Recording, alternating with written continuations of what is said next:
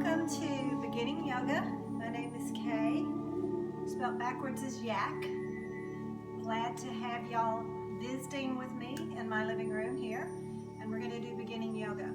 You're going to need a couple of props before you begin. I always encourage people to keep hydrated even in yoga, so keep your water bottle close. And then a blanket or a pillow, something that you might prop yourself up on.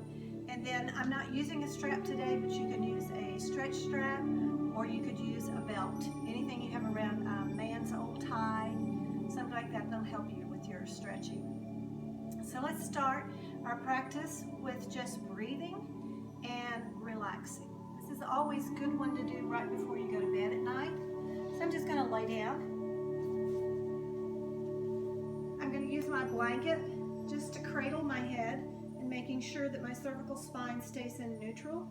And you can test that because if your chin goes higher than your forehead, then you're out of alignment in your cervical part of your spine. So just bring your chin a little closer to the chest. And I like to keep my knees bent, but if you feel more comfortable extending your legs down, go ahead and extend your legs in and turn your toes outwards. Put your hand on your belly and start practicing diaphragmatic breathing. Inhale and exhale slowly through the mouth with the nose. If you want to shut your eyes, go ahead and shut your eyes.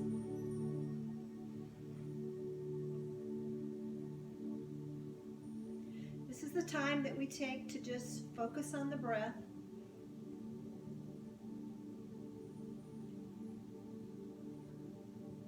And setting your intent for your practice.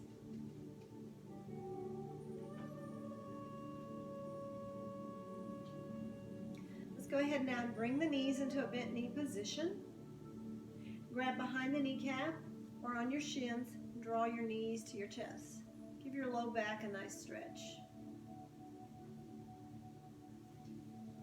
Bring your heels down. Walk your fingertips toward your heels and your heels toward your fingertips and shimmy those shoulders down. We're going to come up into a bridge pose. So you want to make sure that your abs are engaged as you lift up. And then as you look down toward your knees, you want to have that nice plane from your shoulders to the knees and do the best you can. Then slowly or quickly release back down to the mat. If it bothered your low back, lift your toes. Push through the heels only. Inhale. Contract your abs. Contract your glutes and your hamstrings. We're going to do it one more time. Inhale.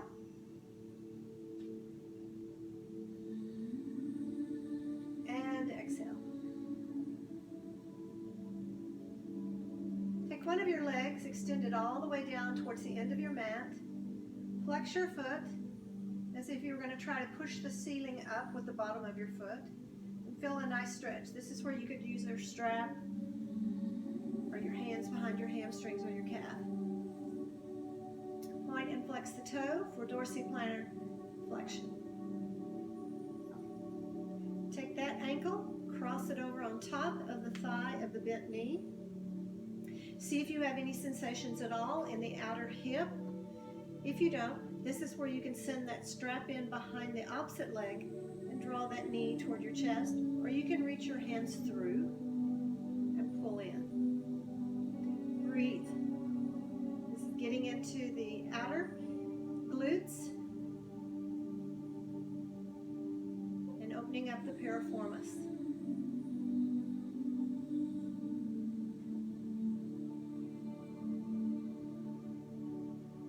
And go ahead and bring that opposite heel down. Uncross your leg. Send the other leg down towards the end of your mat. Flex your foot, take it up. Place your hand between your hamstrings or your calf and point and flex the toe or use your strap.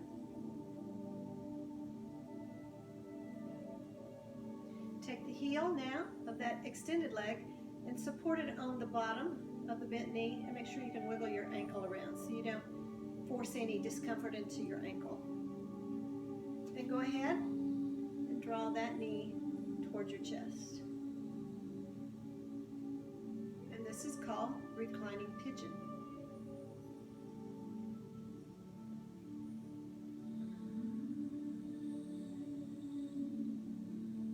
ahead and bring it down, uncross the leg. We're just going to take our knees, turn them to the side, take the top arm now, and push up. We're going to come into what we call a simple leg cross. You can do whatever you want to with your legs. I like to sit on top of a blanket, lifting my hips up a little bit, and then rolling the pelvic area, tilting it backward, kind of turning the sit bones there where I can feel them on that blanket. You can extend one or both legs, or not at all.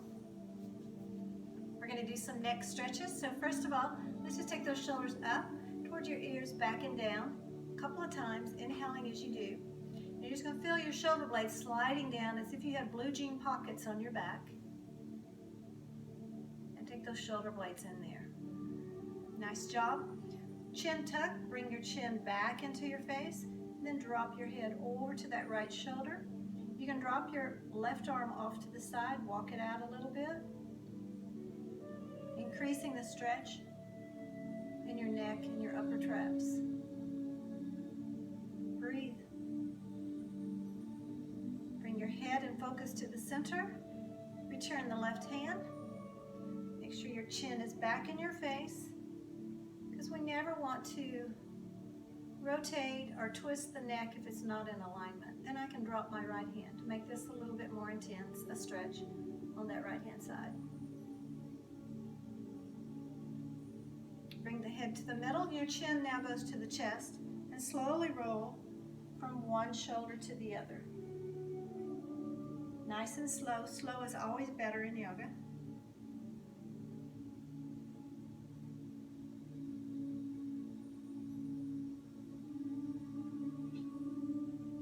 One more.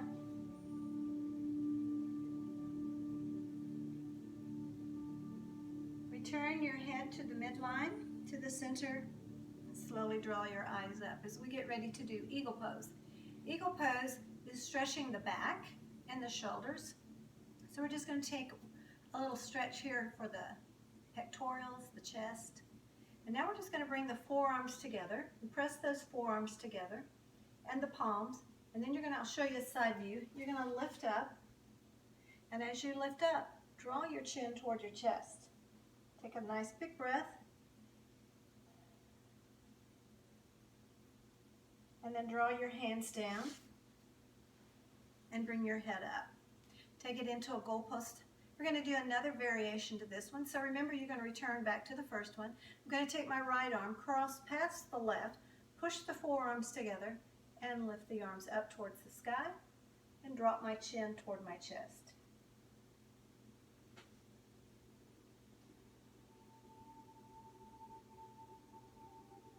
Inhale and lifting up. Take it into a nice goalpost arm. And take the opposite arm across. Maybe this time wrap, and your fingertips will face one another, palm to palm. Or go back to the first variation, where you just pushed your forearms together. Drop your chin toward your chest, and draw your hands up to the sky.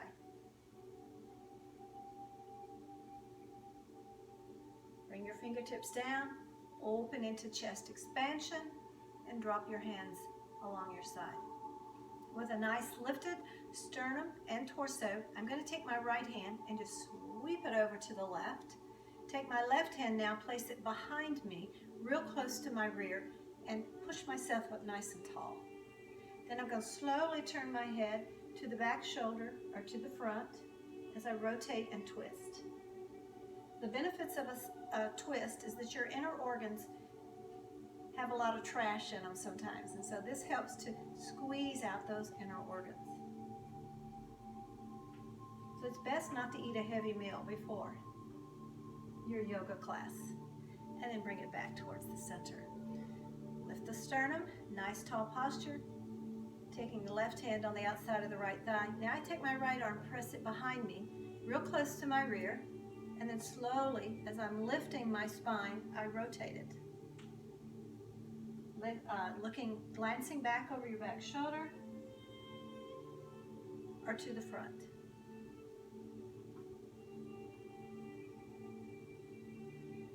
And then release and come back to the center.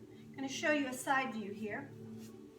For someone that doesn't want to get on their knees, this is called cat and cow in a seated position. I'm just going to grab under my thighs, under my kneecaps, and I'm going to round my spine, pull my navel in, and then sit up nice and tall. And so this is the cow portion, and this is our cat. So think about a cat when it gets angry or feels frightened, and it rounds its spine. Now you can continue to do that while I show the other variation by using the blanket, especially if I have a hard surface, and putting my kneecaps on that. So I'm going to use my blanket here, come into an all-fours position, placing the arms right underneath the shoulders, opening my fingertips nice and wide. And what I'm going to do is push away from the floor, and at the same time draw my navel up towards that low back and make that frightened cat, looking in between my legs. And then relax your spine, sits bones to the sky, and pushing my chest through my arms in the front.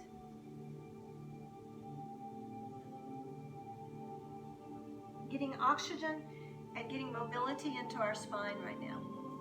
One more time.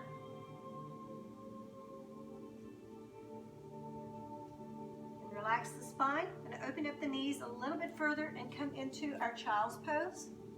So your buttocks comes closer to your heels and you reach your arms out and you just let your head dangle between your shoulders.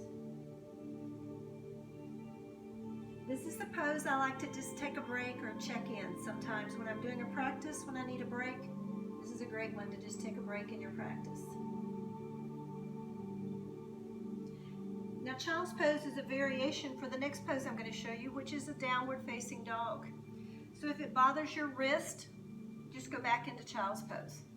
I'm going to flex my toes, send my hips up towards the sky, but I'm going to keep my knees bent, driving my shoulders, my chest back towards my thigh, pushing through the roots of my fingertip. This might be my downward facing dog, or this may be my downward facing dog, so you choose. Maybe walk that dog.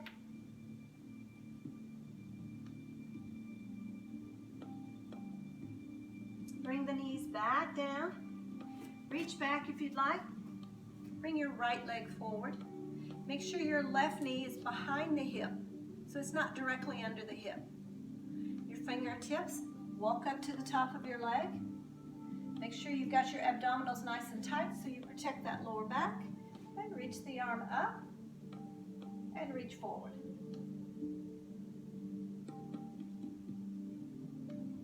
Go ahead now, straighten that front leg as much as you can.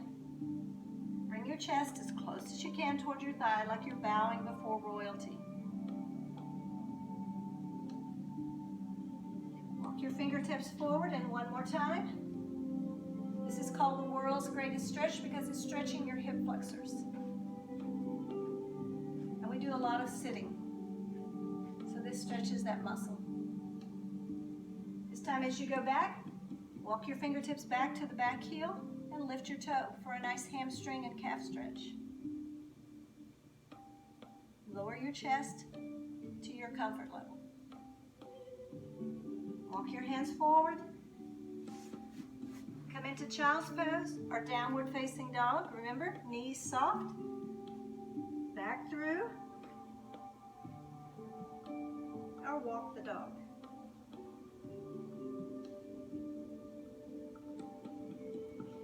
Knees back down to the mat. You're going to bring that other knee forward. So pick it up, bring it forward, whatever works. Make sure that this knee is behind the hip line so we can get a deeper stretch into that hip flexor.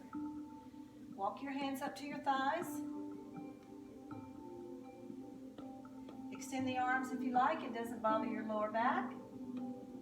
Reach forward. Sweep the arms to the back. Keep the toe down. Lower your chest to your thigh, breathe.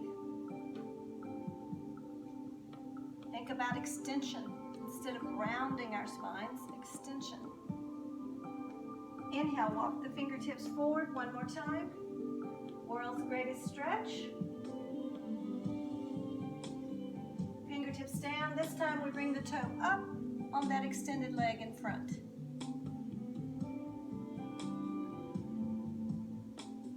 Walk the fingertips forward. Take the leg to the back.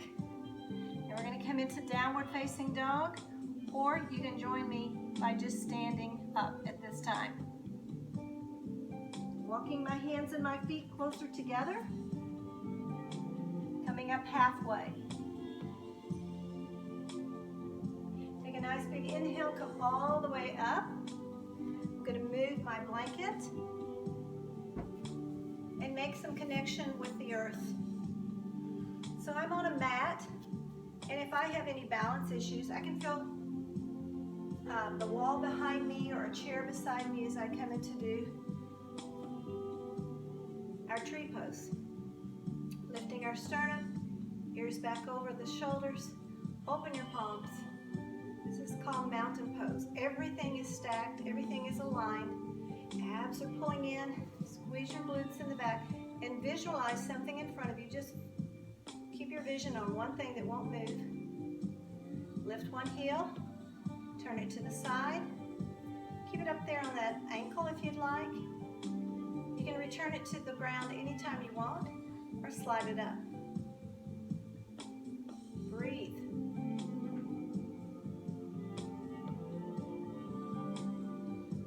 And bring it down. We should be able to stand in balance for 5 seconds. If we can't, there's caution that we could be a fall prevention, a fall hazard.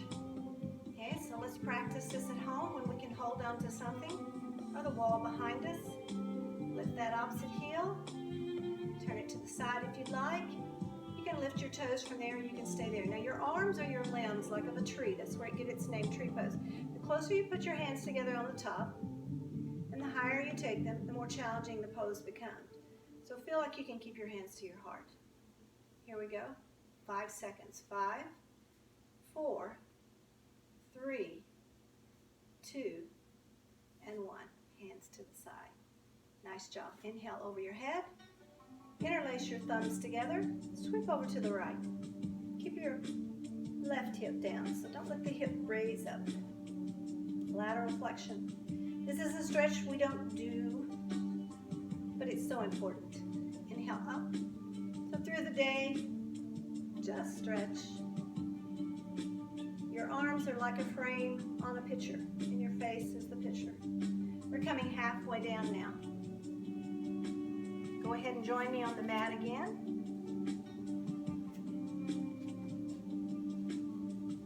Slowly lay down, elbow and elbow. Bend the knees.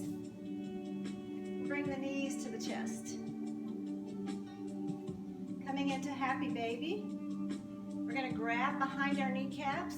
You're going to open your legs a little bit here, about shoulder width. Draw the knees toward the shoulders. Another variation is to stack the ankles over your knees and reach up and grab the arch and pull in. Play with it here a little bit, okay?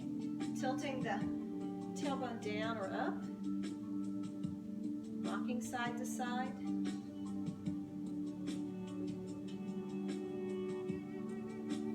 Knees together. Now walk your feet out with a bent knee. Toward the edge, find the edge of your mat. Extend the arms from your shoulders and slowly drop into windshield wipers. Once again, slower is better.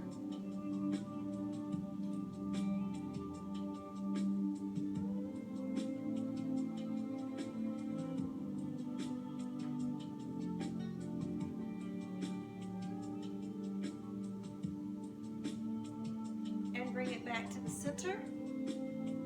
Right leg goes up, cross it over to the left, maybe a little bit deeper this time, into the piriformis. Maybe rock side to side.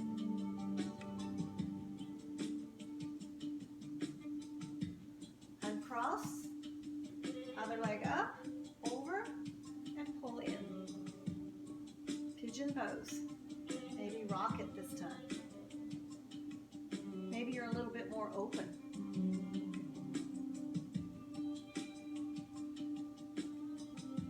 Down and the other heel down as we prepare for Savasana. Allow your arms to relax to your side. Come into a normal breathing. Shut your eyes. Check your chin. Make sure it's not higher than your forehead.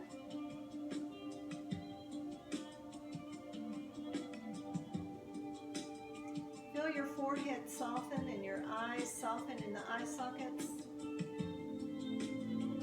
The bridge across your nose begins to widen. Let your lips relax and the tongue inside your mouth relax to the bottom of your throat.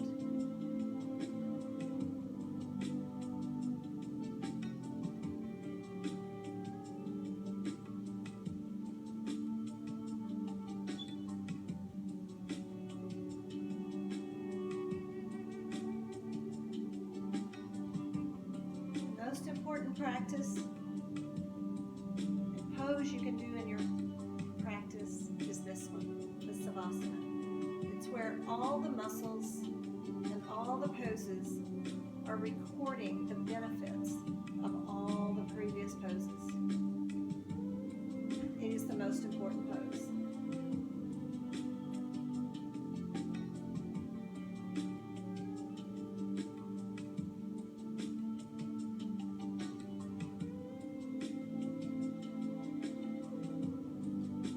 Go ahead and slowly turn to the side with a bent knee, drawing the back arm to the front, pushing up slowly, dragging your head as if it were the heaviest thing on our bodies, and bring it back to the center. Go ahead and push one hand forward, bring your fingertips back, other arm, push it down and back. Forward, pull those fingertips back, push the hand back, and bring your fingertips down. Thank you so much for joining me today. May God bless you, and namaste. And come back as often as you like. This is a great practice to do before you go to bed at night. You'll rest better. Your mind will be calm. I wish you peace and health until we meet again.